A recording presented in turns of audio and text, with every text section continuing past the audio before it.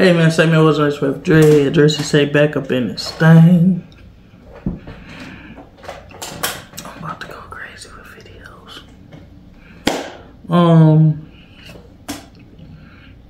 Y'all read the title. I'm gonna state it again. 10 WWE. I just stuttered about to stutter. 10 WWE wrestling moves that should replace finishers. I just know.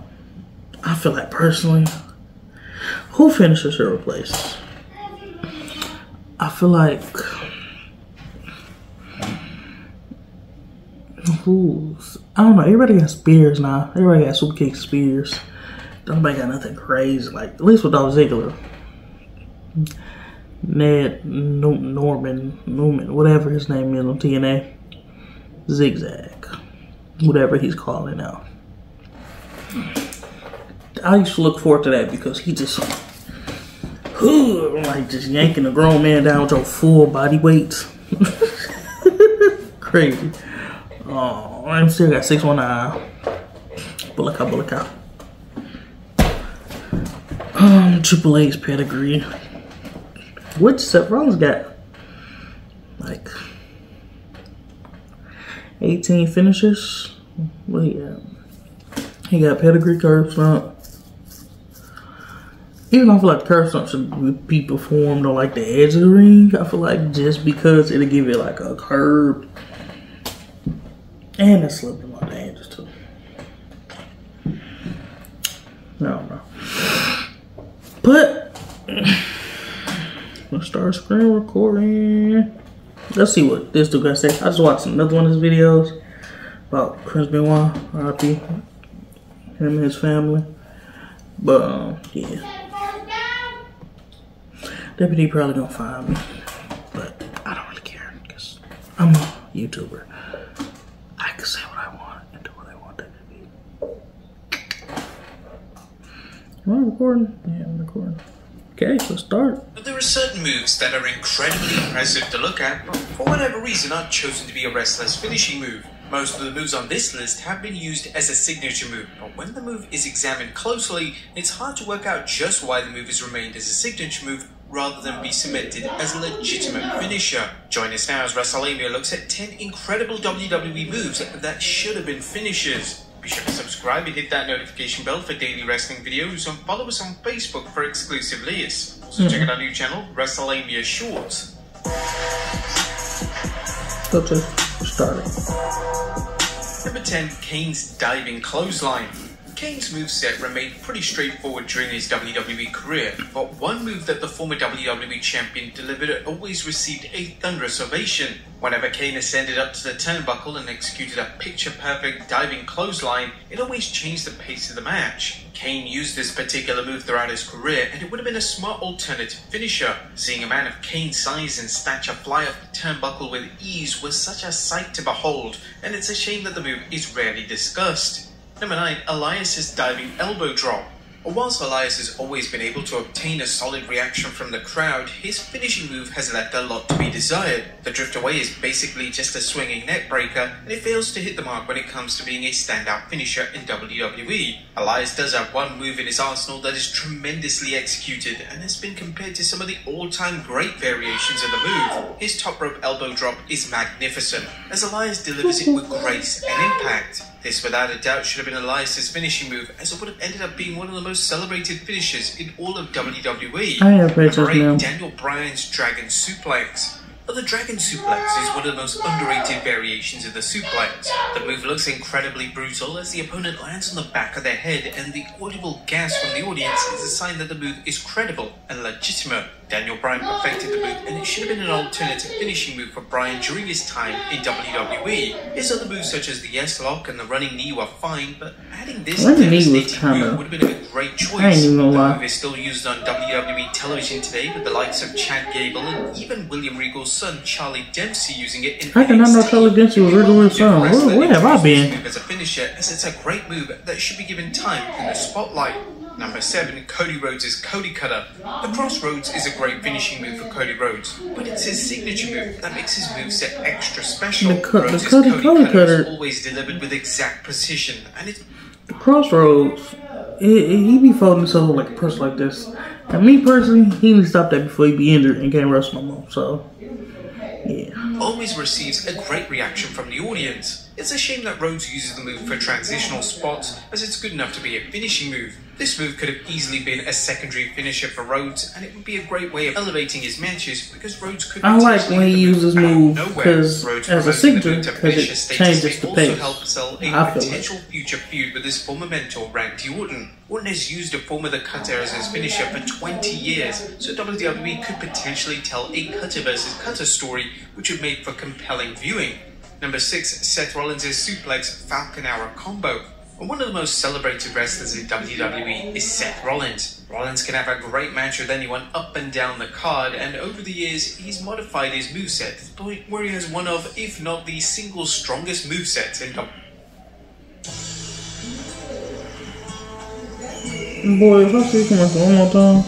WWE. Rollins' suplex and Falcon Arrow combination is without question one of his greatest moves, and it's one of the most visually pleasing moves in all of WWE. Rollins will perform a top rope suplex on his opponent before keeping hold of the front face lock and delivering a Falcon Arrow. This move could easily be a new finisher for Rollins, as it looks unbelievable and the crowd absolutely loves it. The one thing that perhaps has held WWE and Rollins back when making this his default finisher is his work as a heel. He's been a heel for the majority of his time in WWE, and the move is a babyface-esque move, so it would make a lack of sense for Rollins to use a move which receives crowd applause. Nevertheless, during Rollins' time as a babyface, this should definitely be a move that is turned into a finisher. I mean, he's a champion now. I don't think he's a heel, so he can use it. Number 5, Roman Reigns' Rough Rider. Whilst Roman Reigns' moveset is often criticized for being generic, there is one move that Reigns has delivered that should be considered his new finishing move for the head of the table. During Reigns' acclaimed match with Jey Uso at 2020's Clash of Champions event, Reigns delivered a move that was in essence a Rough Rider, aka a leg lariat. This move received widespread praise as it looks fantastic, and seeing someone of Reigns' size do a move of this nature was an impressive sight. Since 2020, Reigns has also added the guillotine choke as a secondary finisher. This was a great addition to his moveset. I like his drama. Reacted well to the move. There's no reason why Reigns can't have 3 finishing moves, and it would truly round out his villainous persona if he had 3 completely distinct moves, as fans would never know how his matches were gonna end. Number 4, Umaga's pop-up Samoan drop. A debut on the WWE main roster in 2006, Umaga was instantly presented as a major player. Over the next few years, Umaga crafted a legacy for being one of the greatest big men to ever lace up a pair of boots. And it's no surprise that fans and fellow wrestlers continue to campaign to see him inducted into the WWE Hall of Fame. Throughout his time using the Umaga persona, he would use a devastating finisher known as a Samoan Spike.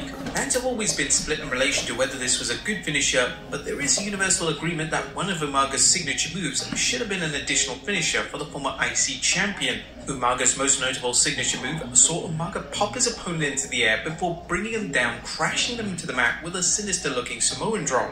This move looked insane, and Umaga could perform it on anyone. But there is an argument to be made that Umaga's version of the Samoan drop is one of the best variations of the move, and it's a huge shame that it was never used as a full-blown finisher for the Samoan Bulldozer gimmick. Number 3, Sami Zayn's Blue Thunder Bomb.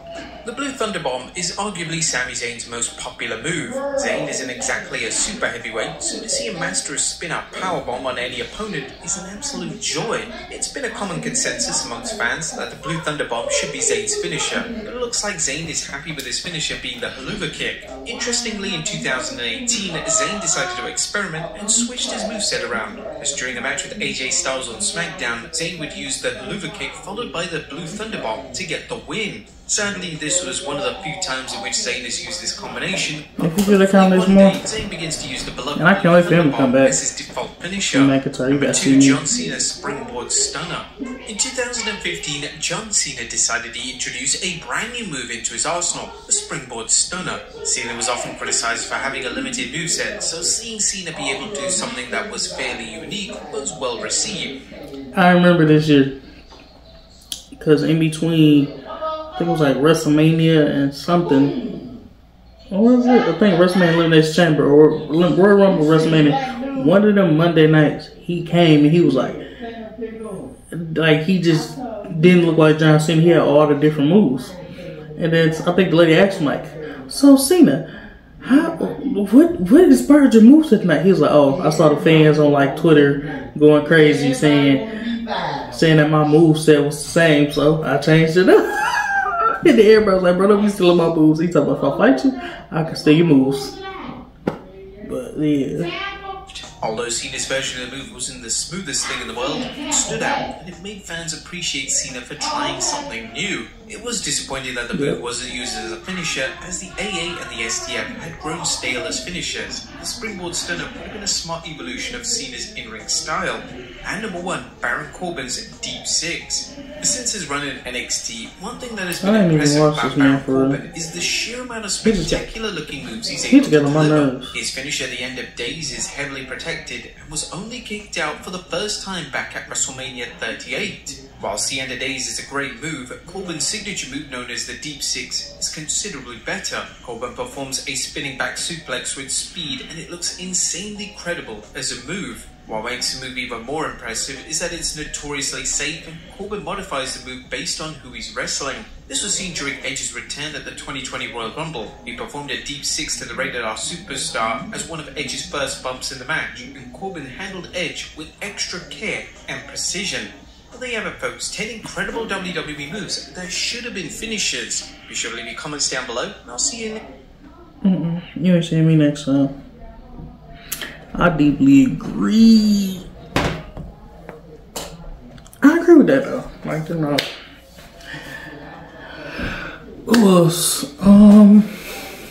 one person I like watching deliver a spear is Jey Uso. I don't know why, but his spear is so funny. He just be like, he do like his little bounce off the ropes, boom, bounce, get up, splash.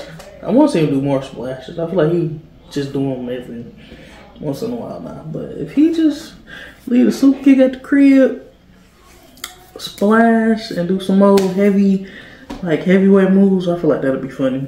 But my face is bothering me. I don't know if it's a bum man, but like, comment, subscribe, share. Peace. Hey, go.